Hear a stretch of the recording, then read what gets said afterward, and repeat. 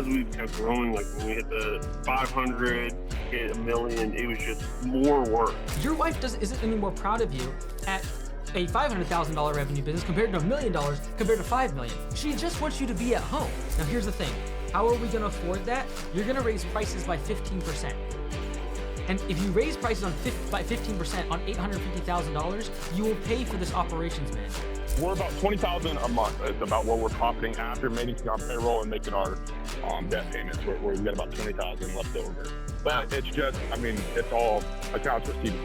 It is so powerful when your spouse is telling you get out there and go and pushing you onto the field versus trying to pull you off. And so get off of it by raising prices. Maybe an $800,000, $900,000 annual revenue business is actually what you need to serve you and your family the most.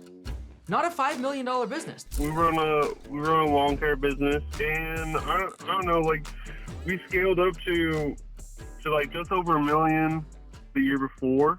And was that 2025? Yeah. And this year, like we're shooting below that. I don't think we'll make it back up to $1 million this year. Probably only going to hit like 800, maybe 850. It's even though we're expecting less revenue this year. Like it's just been so hard personally with how it's scaled up.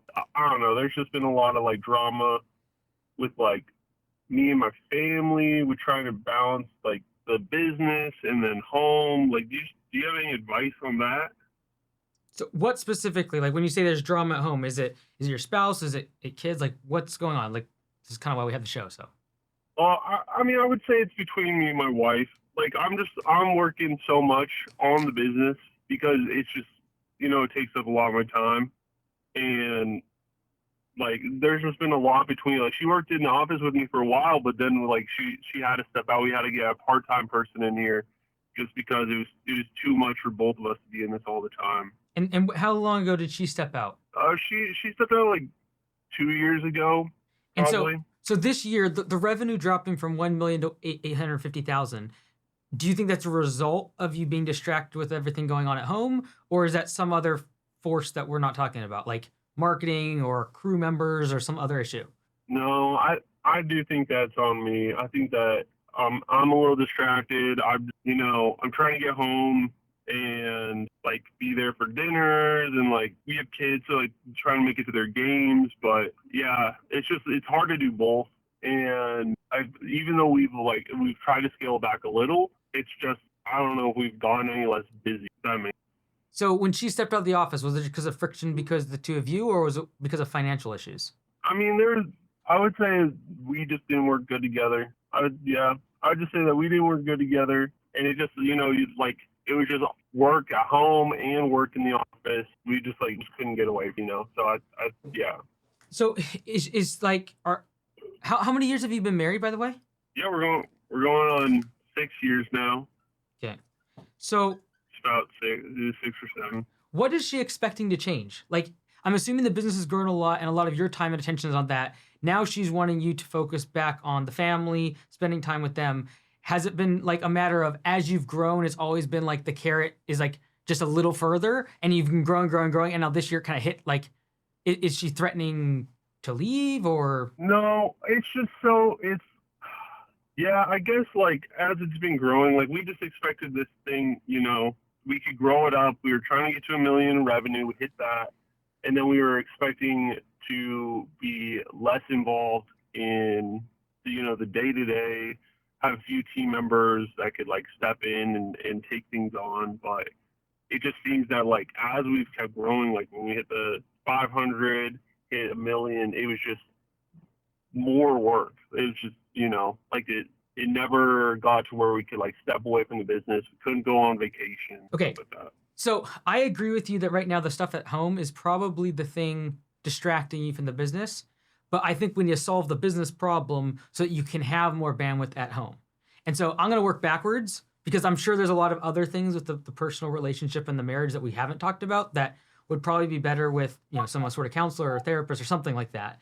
But like, let's start with the business. The reason you're spending so much time working inside the business and feel like you can't get home and can't get time off after so many years of building this thing is, I'm going to go out on a limb and say you're working crazy hours right now, like sun up to sundown, 7 days a week. Yeah. And Yeah. is that Like, is that the thing that gets yeah. her mad? Is that the thing that makes her frustrated? I mean, definitely.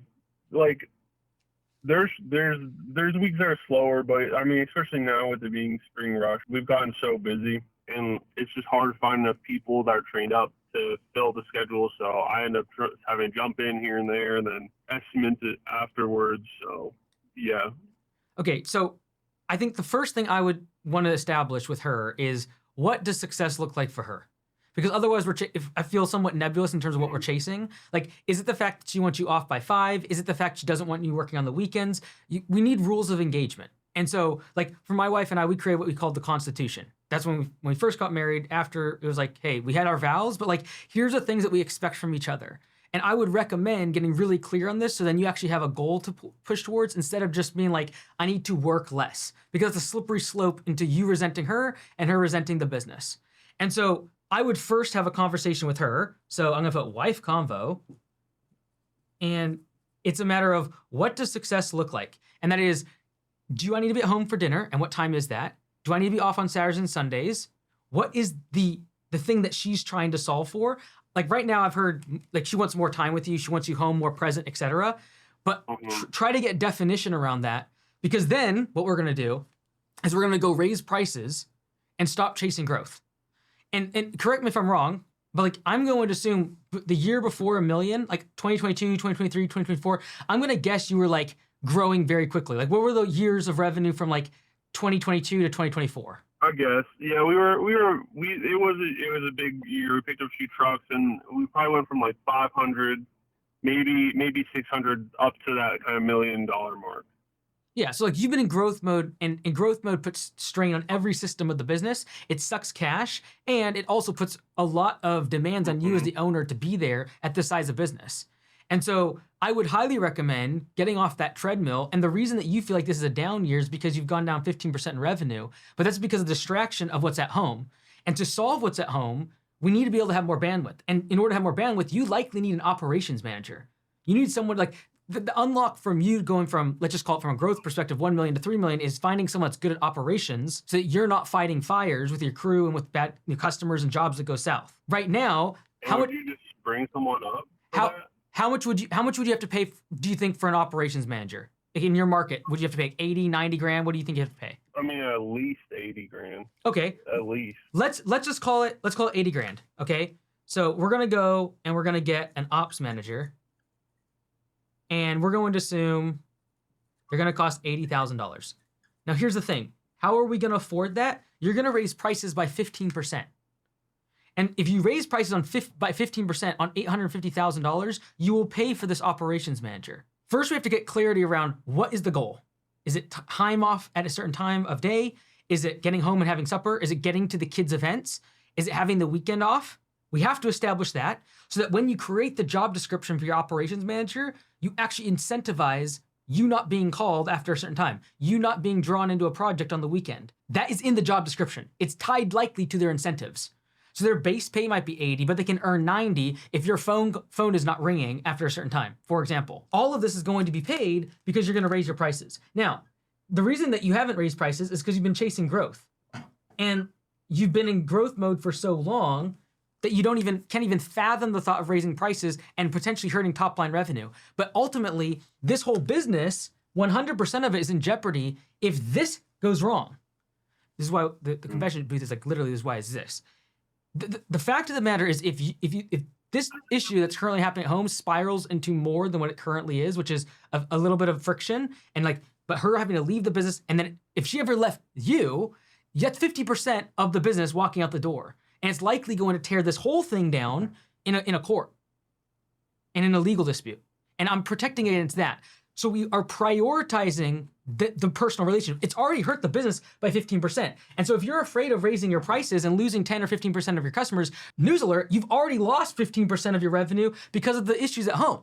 And so I would highly recommend having the conversation with your wife, determining what success looks like, asking for 4 to 6 weeks of grace, and then giving her the plan of, I'm going to go hire an operations manager and raise my prices.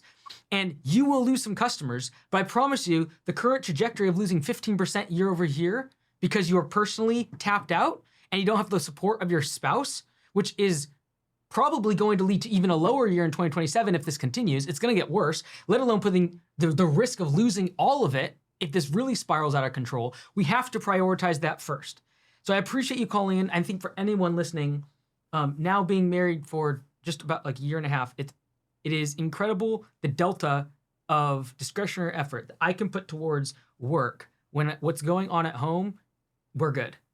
And so even though the business is the beneficiary of the stress, it is the beneficiary of all of this downstream distraction. It is just showing what's at home. And so we have to get the support of your spouse. I can't stress this enough. I know most of my audience is young guys. Having the support of your significant other, whether it be girlfriend, wife, etc., is everything. And so if you optimize for that, a lot of times the business will take care of itself, because now it is so powerful when your spouse is telling you get out there and go and pushing you onto the field versus trying to pull you off. And a lot of times that is because you have not aligned the incentives of the business growing with what they want. And for a lot of us guys, I'm talking to you for a second, myself specifically, my goals are to grow the business. My goals are to build the company, grow top line revenue, make more money. She could care less. And so whoever this was just called me, I'm going to go on a limb and say, your wife isn't any more proud of you at a $500,000 revenue business compared to $1 million, compared to $5 million. She just wants you to be at home. And so we have to make the business growing align with, I will be at home. And for a lot of us, it's this constant carrot of like, well, if we just grow one more year, if we can just get one more truck, if I can just add this new service, if I can go into this new area, if I can just figure out this marketing channel. And so your spouse gets worn out year after year after year of constantly being told it's about to come. And the reason it's about to come always is because you're on the growth treadmill. And so get off of it by raising prices and being like, maybe an $800,000, $900,000 annual revenue business is actually what you need to serve you and your family the most. Not a $5 million business. That's fine. If you can take $850,000, raise your prices, and I happen to believe you probably won't lose as many customers as you think. You're going to raise it on existing customers. You're going to raise it on recurring customers. You're going to raise it on existing prices for projects upcoming. If you do that, you can afford a very qualified operations manager. $80,000 base, I would put that ramped up to $100,000, and those incentives would be tied around profitability and then them not calling you. You're like, I can't afford that. You're going to raise prices. And if you raise prices by 15% on $1 million business, that's $150,000. You will afford the operations manager and have extra profit left over. All right, I just want to pause the video here and drop this one thing in. One thing I've learned over the past 20 years or so in business is that the only way to really fail in business is to quit. And this is why I'm a huge proponent of community and building with other people. Because entrepreneurship is so lonely that when you get in those low moments and times when you want to quit and it feels like your family wants you to quit, all the economics to kind of tell you that you should be quitting because you're not making a lot of money, you're pouring the money back into the business. During those low moments is when most people do give up. This is why I built Augusta franchise and we have a franchise, because I believe the biggest component of it is the community. Getting in different groups of people that are doing the same thing as you, using the same systems, using the same brand, wearing the same uniform as you, so you can trust what they're saying is in your best interest. So whether you join the franchise or whether you join a community, getting around other people that you can lean on when times are tough and you can pick them up when they're also struggling. I think this is one of the Achilles heel of home services, is that we are constantly stepping on each other and other competitors to try to win, when in reality, if we all just like linked arms together, we could grow so much faster. It was like last year, for example, at Augusta in Q4, year over year, we grew by 123% in revenue, and same store sales almost doubled, so almost 100% increase in same store sales in one quarter, because a community of people got together and said, we got to solve the off season. We've got to fix making sure that during Q4 we have leads go up, revenue go up. And that's the power of a community. So I highly recommend, if you're not going to join Augusta, to join a community, but joining Augusta allows you to have those conversations and the support and the systems and the infrastructure to be able to allow you to avoid these sort of burnout moments that are potentially the thing that causes you to quit. And that's the only way to fail in business. So, back to the video. Next caller. Hey, so I operated a landscaping company for about 2-3 years. I was just doing around $100,000 a year. And then in March, I purchased another one. And so the revenue of the one I purchased is around 500. And so it's a big jump. The problem I'm running into is I had to use up basically the rest of my cash to put the down payment down. We're owner financing half of it. I put up half of it, and we bill out once a month for all of our services, and then it takes, another 6 weeks for us to get paid. We're about 2 months in, and me and my brother purchased it with me. We haven't paid ourselves. We've just been barely making payroll, but on paper we're very profitable. So I'm wondering, my question to you is, would it make sense for me to try and go to like automatic payments, maybe weekly, and try and ask the clients if they'd want to do that, and if so, when's too early for me to do that? Because I'm worried about, with the transition of purchasing this company, if I start changing so much up right away, they're just going to be scared, and I'm going to lose a lot of clients. Got it. Okay, if you don't mind me asking, what's the monthly payment on the acquisition for the owner finance? So with the company and the shop that we're in, the guy that we purchased from owns the shop, and he's renting it to us. We're looking at around 18 to 22. Got it. And when you pay that, because that's like a big chunk of your revenue, are you able to make profit after that? Like, you're saying you're profitable on paper. I'm assuming that's because this we're about 20,000 a month is about what we're profiting after making our payroll and making our debt payments. We've got about 20,000 left over, but it's just, it's all accounts receivable. Okay. You know? Okay. So this is simply a cash flow problem. And right now, are you mostly doing residential or commercial? It's all residential. So, I would definitely switch to much faster than 6 weeks to pay. Because right now, if you're profitable, after paying $18,000 a month in owner financing, you're running a really good operation. How much longer does this, the payment's going to be? Like another couple years? We should be debt free in about 3 years. Okay, that's quite a while. Okay, so okay, that's probably, you buy it for like $350,000. Yeah. Yeah. Okay. Okay, so you might have overpaid a little bit, but the fact is, it came with equipment. It came with about $90,000 worth of equipment. Okay. So I was leaving that out. That's why it was a good deal as far as the client base. The equipment came with it. That's why it was so much higher. And so if you change today the payment terms from, hey, we send you an invoice and you pay us for the next 4 to 6 weeks. If you send everyone an email today saying, hey, card is on file required, why do you think that would get everyone up in arms about that? So our client base is a lot of older people. Most of them are retired, and it's a lot of retired communities. So many of them so far. We're about 2 months into this, and just explaining that we bought the company to them has been confusing, and they've been struggling with the idea. We haven't lost any clients. Luckily, I had done subcontracting for this guy for about a year before, so they know my face. But they're still already just getting confused enough with us taking over. And so I'm worried that if I did start trying to change the billing process, we're just going to have people like, oh, it's too confusing for me, I'll find someone else.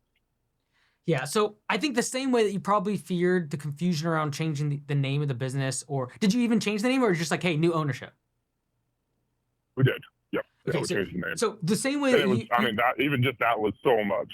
Right, but ultimately, I agree it is so much in explaining to customers, 100%. You didn't lose anyone. So I think the same thing is going to happen when it comes to payment terms. It is going to confuse some people. I don't think you're going to lose anyone over it if you handle it correctly. And I think even though they were confusing, if you went and did this acquisition again, you probably would have handled it slightly differently how you talk to customers about the acquisition. You're going to take everything you learned from that, and now you're going to communicate to the customers about payment terms. And so you're not going to just be like, it's required tomorrow. You're going to actually pitch this as a very positive thing for them. Hey, we've had a lot of feedback from customers that it's tough to get the check in the mail. They are living in a secondary house. They live out of town. We're making this easy. You can now go to this link, put your card information on file, and we'll charge you automatically when we create the invoice. You'll just get a receipt. I think if you do that correctly with a text and an email, you'll probably get 40 to 50% of people signing up. That will probably be enough to help solve the problem, but I would love to see it 100%. And if you do this with a lot of violence, how many customers do you have? Total recurring customers? About 80. Great. I think if you took 1 week and called all these clients or visited them in person, you could get this to 100% compliance without losing a single customer. And so if the entire weight of the business right now on your shoulders is accounts receivable, and that's the constraint to the business, get violent with it. And you just need to talk to let's just call it 15 customers a day. If you talk to 15 customers a day and you're like in person, hey, get the card now. I'll go ahead and put it on your file. We'll charge it automatically. No more do you have to write checks. Don't worry about we're going to cover the processing fees. Go ahead and take that L for now. That's not a big deal because down the road, we want to hit capacity and raise prices. I'm not worried about the 3%. Just get the card on file and now you're in person. So they're not worried about security and all this stuff. Just do it in person or over the phone. If you do 15 clients a day, you'll solve this problem in 24 hours. And I believe it'll be the same way that happened with the acquisition, which is you will lose 0 clients. To some, it might seem confusing, but for the vast majority of us, like Layla Hormozy says, fear is a mile wide and an inch deep.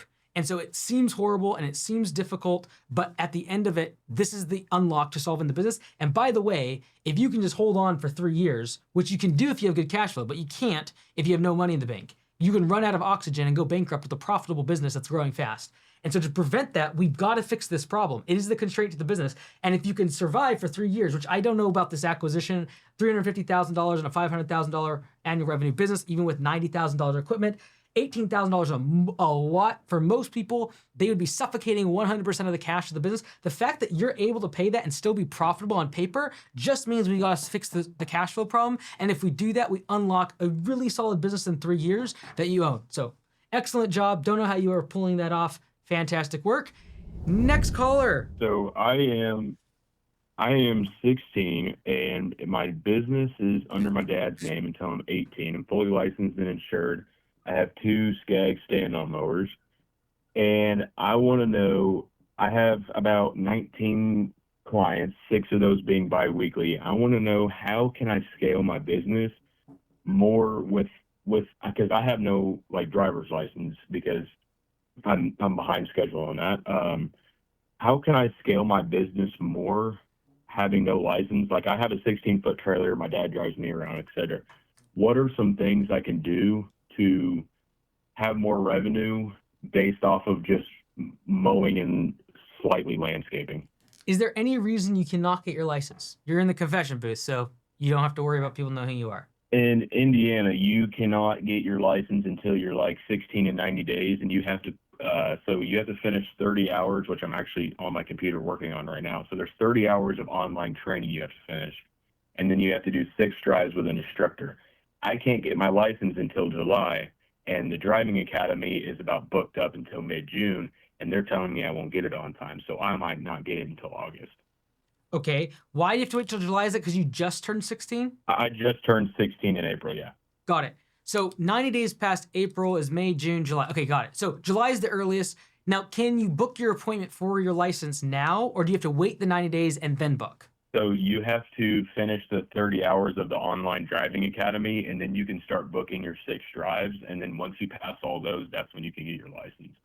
Yeah, like I'm a big fan of being violent with this. Like, yes, we could do workarounds of how to grow this business, but ultimately you getting your license is the big unlock. And so 30 hours, yeah. Yes, we can look at that as like, that's a long time. That's also, if you really got ruthless with this, 2 days, right? And then booking the 6. See, they limit you to 3 hours a day. Okay, so 10 days. Like 10 days at 3 hours a day. Cool. So that's the only thing we do from 6 a.m. to 9 a.m. every day is those 3 hours. So in 10 days, that would be completed. Now, the 6 drives, are those hard to get to? Like, or who, like, is there a backup of those 6 drives? Yeah, so I just called them about an hour ago. They're booked out until late June. So they said that I won't get my license July 1st, and they're not sure because school's getting out soon how like booked up they're going to be past that. So if I don't get it done now and start scheduling my drives, then it'll be like late August before I ever get it. Got it. So we're going to do it in 10 days, and we're going to beat before this end of school. So 10 days, we finish the 30 hours. We immediately schedule the drives so that we can get our license immediately. Okay. Like, again, like we could talk about all ways of getting around this and like trying to get your dad to drive you around, or how do you get better route density and doing door hangers or customers of your existing customers, upselling your existing. We could talk about all that, delivery of material so you don't have to drive. Like, we could talk about that. I just want you to get your license as fast as possible. We stop doing workarounds. Make sense? Yeah, that's what I've been told by all of the local lawn care guys is once I get my license, that's going to be like the top like the top thing for my business. And I have a pretty good reputation around my neighborhood. I've started to pick up a few commercial accounts outside. Um, and it's my dad drives me around. I just bought a brand new 16-foot trailer. Like I'm really trying to do this after high school, but I agree with you there that my license is going to be the biggest part of it right there. Yeah, absolutely. You know what to do. I would just be violent with getting the 30 hours done. That's 10 days. Everyone makes big things out of little things. It's 30 hours, 10 days, because you only do 3 hours each. I wish really hard that this could be just done in 2 days, but sounds like you can't. 10 days, you're going to schedule all of your drives, and in early June, let's hope we can get this business on track and ramp this bad boy. You already got 19 clients before you even got your driver's license. My friend, you are already winning